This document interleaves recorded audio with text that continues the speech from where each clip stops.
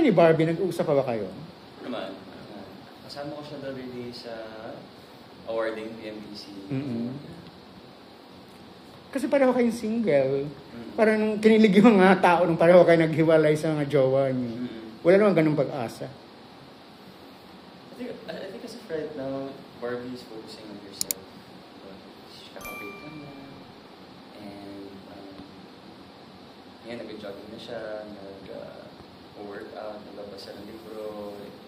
Living life, really. Diba? Pero naman yata kapag break mo lang, kakasingle mo lang, you will try your best talaga to improve yourself, heal all the baggages from the past relationship, and diba? So, let's live with that. Ikaw ba yung marrying type na mag-aasawa ka talaga? Oo naman, siyempre. Ilang taon na nakikita mo sarili mo? So, 5 years. Huwag mo na ibalik sa akin yung tanong. 6 years now.